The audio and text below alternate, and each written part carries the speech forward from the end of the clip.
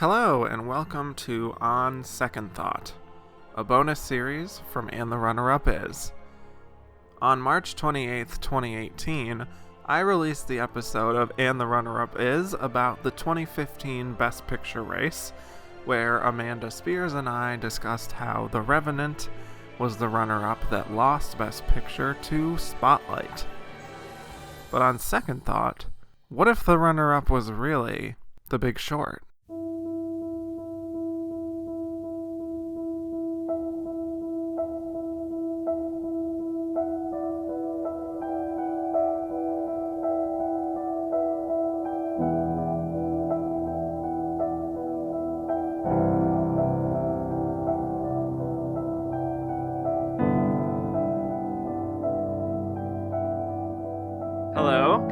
Welcome to On Second Thought, a bonus series of And the Runner-Up Is, where we talk about another Best Picture nominee that could have conceivably been a runner-up, but we did not talk about on the regular show. I am your host, Kevin Jacobson, and today we are talking about 2015. And you last heard me and Amanda Spears talking about The Revenant all the way back last year around March something. But today we are talking about The Big Short, which could have conceivably also been a runner-up. And I have two fantastic guests with me, two returning guests who have been on multiple times. So this is going to be fun, I think. My first guest was on the Little Miss Sunshine episode and the Oscar year of 2006, also the piano and the Oscar year of 1993, and as if that weren't enough, was on the Star Wars episode and the films of 1977. She is from Award Circuit and Citizen Dame and The Watch and Talk and everything under the sun, podcasting extraordinaire, Karen Peterson. Well, hello. I'm so glad you're not sick of me yet. You're back. You're an all-star. Well, thank you. And I have also brought back someone you first heard all the way back in my second episode about La La Land and the films of 2016. And then there was a very long layoff until we got to Network and the films of 1976. From Gold Derby, welcome back, Charlie Bright. It feels like I have a Terrence Malick consistency here. Yes. Only hopefully mine is a bit more coherent. Yes. God, we can only be less. Yes. Yes. Okay, so we are indeed talking about The Big Short here, so let us get into a summary of the film. It is a comedy/drama based on the 2010 book of the same name by Michael Lewis that tells the true story of the 2007 housing crisis that led to the financial crisis of 2007 and 2008. So essentially, the film follows Michael Burry, who is this hedge fund manager who discovered that the housing bubble was going to burst and thus decided to create a credit default swap that is essentially betting on the banks failing. And then we also follow Jared Bennett, a salesman at Deutsche Bank, who figures out that Burry's calculations are probably correct and proceeds to try and sell the swaps to the firms, such as Front Point, which is where we meet Mark Baum, another hedge fund manager who's very cynical about the banks. And so he kind of feels good about betting against them as well. We also have these two young investors, Charlie Geller and Jamie Shipley, who are in a similar business and are attracted to this new prospect, but they kind of lack the clout to become traders on the level of, Burry or Baum. So they enlist in Ben Rickert, a retired trader. And so all throughout, we get explanations of how the housing market was doomed to crash and why it happened the way that it did. So the film was directed by Adam McKay, who co-wrote the screenplay with Charles Randolph, adapting Michael Lewis's book. It stars Christian Bale as Michael Burry, Steve Carell as Mark Baum, Ryan Gosling as Jared Bennett, Brad Pitt as Ben Rickert, John Magaro as Charlie Geller, Finn Wittrock as Jamie Shipley, Hamish Linklater, Rafe Spall, Jeremy Strong, Melissa Leo, Marissa Tomei, Tracy Letts, Karen Gillan, Max Greenfield, Billy Magnuson, and many more. So The Big Short made $70 million at the US box office. It was nominated for 5 Academy Awards, winning 1, but that one was not Best Picture. Whew, I'm tired. So, okay, let us talk The Big Short here. So let's start with Karen. How do you feel about The Big Short then and now? You know, going into that Oscar year, I actually thought The Big Short had a really good chance of winning Best Picture because of the fact that it dealt with a subject that everybody had lived through.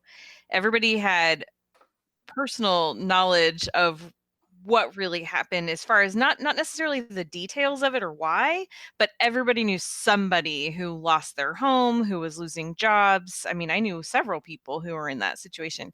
And so going into the year, I really thought, I walked into The Big Short, and when I was watching it, I thought, wow, this really does a pretty decent job of breaking down what happened and making it feel very accessible.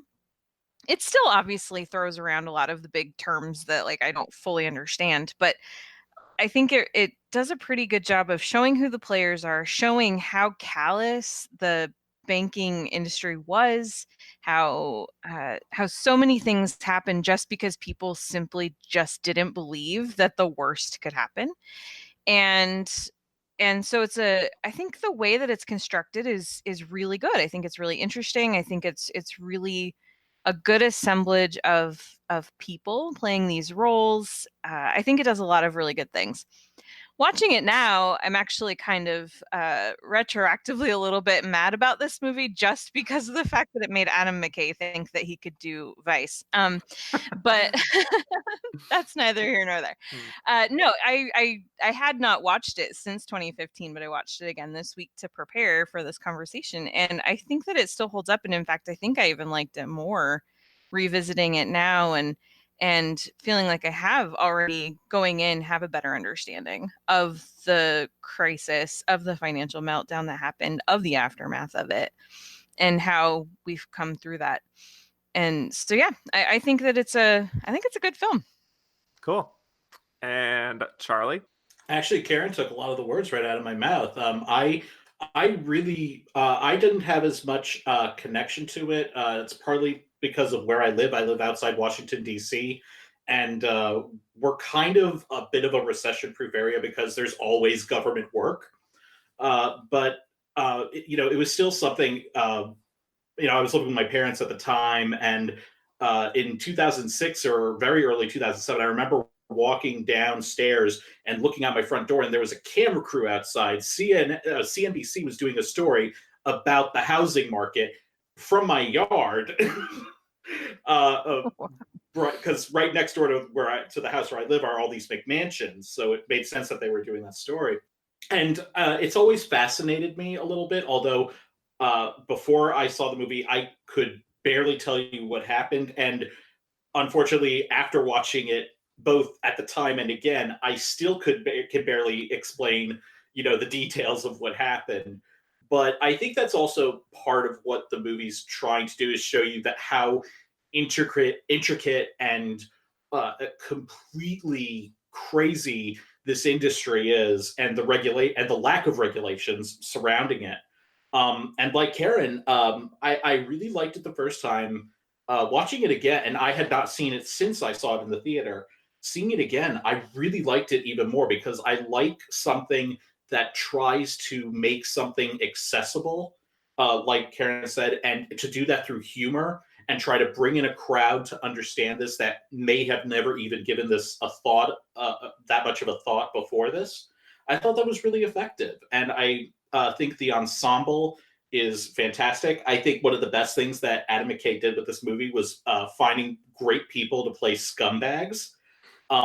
Even people who you might like Max Greenfield, I think is and Billy Magnuson, I think are incredibly just inherently likable people, but they are also able to play, sleazy people. Oh, yeah. And I think actually someone who probably does that the best is Ryan Gosling. He can go between insanely charming and incredibly skeezy very, very seamlessly. So I really think he did a good job with that and really and also making it a film where there are no clear-cut good guys. Because even like the person who you would probably think you would have the most sympathy for, which I believe is Steve Carell's character, he's still profiting off of other people's misery. He just has the consciousness to understand the gravity of what's happening. Yes, totally. I am kind of in the same boat as both of you, where I did see it in 2015. I did very much like it. Watching it again, I hadn't seen it since the theater once again, and I still found myself responding well to it, and that surprised me because, kind of like Karen was alluding to, I was not a fan of Vice by any means. So I didn't know if watching it this time again would be like, I'm just turned off by the whole Adam McKay style sort of thing. But it still held up to me. And it's a movie that I think kind of came out in the wake of the crisis, like a lot of other films like Inside Job and Margin Call and Too Big to Fail and even like 99 Homes, and all of them try to tackle how this thing happened. And I think The Big Short, is probably now the defining film about that crisis, I would say. And so I think the reason for that is definitely, like you guys were saying, which is the fact that it is entertaining, that it is accessible, and it's accessible as much as possible to the greatest amount of people that can get something out of it. And really just speaking in layman's terms without, for me at least, ever feeling too condescending about it, which, it's a very fine line when you're literally telling people, like looking at the screen and explaining things to them in simple terms, to actually thread that needle, but I think it works. Yeah, I think that the way that they use the breaking the fourth wall is pretty masterful, because you have to be so careful to do that in a film, because it can feel like just such a gimmick. And I mean, of course, there's annoying stuff like, why is Margot Robbie in a bathtub? Like, there's no reason. But I think that those sequences, they're using some things that have nothing to do with the topic to help you understand what's going on. Like, particularly Anthony Bourdain, when he breaks down, like, this is what restaurants do fish, and that's basically what the banks were doing with these mortgages. And so I think that they do a really good job the way that they interweave those things. They don't overplay it, and I think that they use them to pretty good effect. Yeah, I think they're deployed really well, and I think it's like it. well, it's one of these things where I feel like they're not necessarily saying that we are smarter than you, even though we have all this information. It's kind of saying, like, we understand that this is hard to understand. So yeah, like, this we're is just going to super tell confusing. you. Yes. Yeah. And they admit that, which is good. And it's essentially, it's kind of telling the audience that, like, it's not your fault for not understanding. Like, it is the system's fault for literally selling you a bill of goods, Yeah. Yeah, it's almost like it obeyed that comedy trope. What is it? The rule of three. Yes. Where you do something 3 times, and they space them out very well. Exactly. Yes, they're very well deployed. So I want to talk about some of those formal elements a little more, especially the editing, which is very showy, and the camera work that feels very much like you're kind of a fly on the wall. It almost feels like a documentary at times. That style of presenting information and breaking the fourth wall and the cameos and everything. Were there any elements of that didn't work for you, or did you feel like this was the right way to approach telling this story? I mean, I thought it was pretty good. There are certain things where I felt like it went a little too much into the documentary style, because everyone knows this is a dramatization, but it wasn't to the point where it was distracting for me. I thought it was pretty well deployed. Also, because normally if you try to sit anyone down and try to explain stuff, it can be extremely boring, because it's finance, and it's inherently complicated on its own. So I think to make it as flashy as possible is a way to just keep people engaged, because it's actively trying to, with the way that it's presenting everything, it's actively trying to speak to people for whom this is not something that they would normally come by. So I think that was a very interesting, and I think ultimately effective way of presenting the argument. Yeah. And I think it is very good editing, even though it is kind of like that. People often say that the really good editing is editing you don't necessarily notice, and you certainly notice the editing here, but I think it really just helps it kind of move at a rapid pace. And even though it's 2 hours and 10 minutes, like it never lets you be bored with what's happening. And I think that's a really effective way of getting your attention and making you care about it, because if it had been as boring as it could have been, then that's exactly what these guys were kind of taking advantage of to begin with, is the idea that the average American isn't interested, feels like, they just want a nice home and everything. They don't want to have to deal with all of this financial mumbo jumbo. They just want to get a good deal, and that's how they get screwed over in the end. So in a way, Yeah. the editing kind of serves its purpose really well, I think. Yeah, and I think that they do a good job of not sticking with any story for too long. You get just enough to catch up with where these guys are and what they're doing at different points. You can see what Christian Bale's up to, and the problems and the pressures that he's under, and you can see Steve Carell's team trying to investigate what's really going on and are they being had, and so they do a good job of never lingering too long. They give you just enough information at just the right times, which is always tricky to pull off well.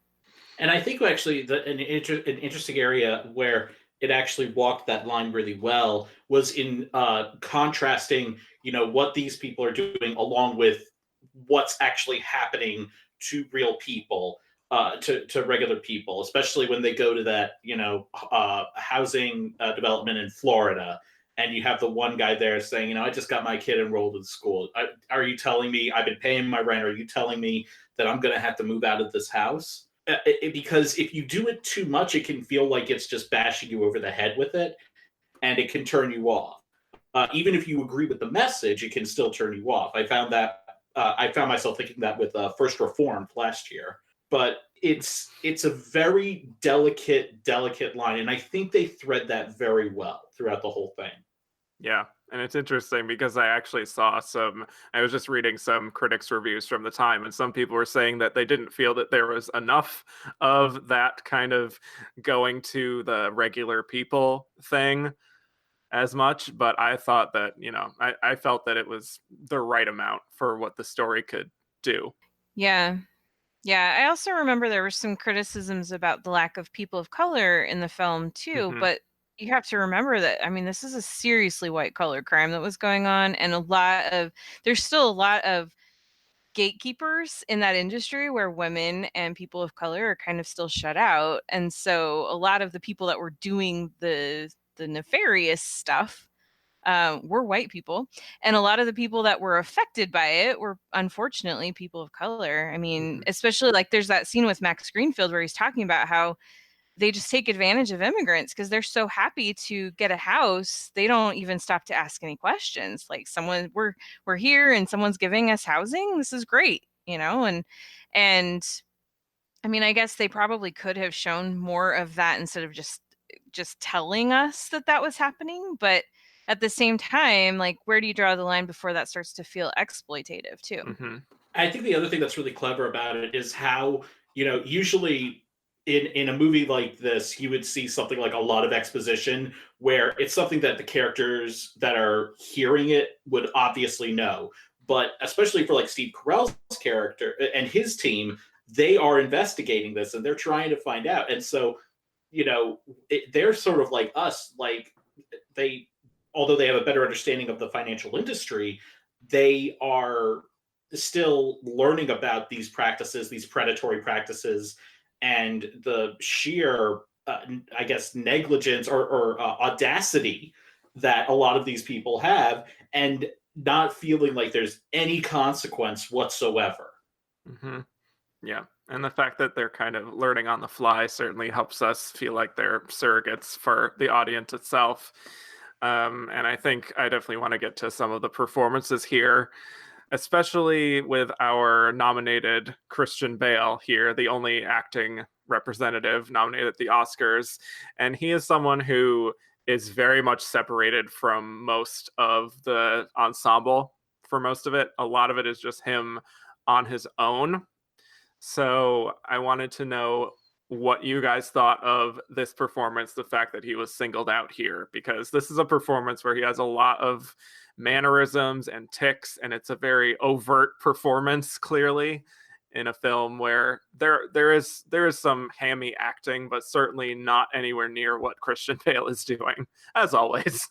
It's funny because this is one of the few performances where I feel like I'm seeing Christian Bale so often. I mean, he literally will transform himself into different characters, and so often it's easy to lose track of him in his characters. But this one, I really felt like I was seeing him. It's I found the categories interesting. At the time, I remember thinking, man, why did Steve Carell campaign lead? He should have campaign supporting, and he probably would have gotten in because he's so good. But watching it again this time, I realized even Christian Bale probably should have campaigned lead because they're each the leading performance in their individual story. Bale's not supporting anybody else.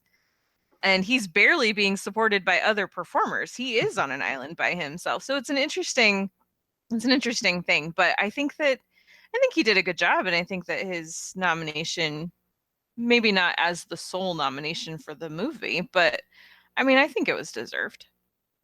I was very confused when I first saw it as to why Christian Bale was getting singled out.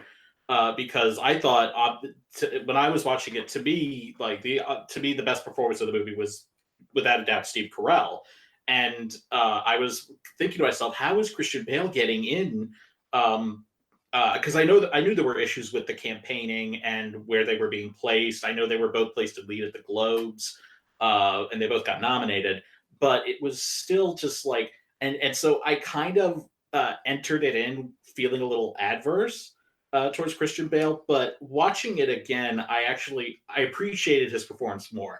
I still think I still probably would not have nominated him for this, but I do respect what he was doing. It felt a bit contrived with the mannerisms and everything. It kind of felt that way, but I still liked it, and I liked it more than I did the first time I saw it.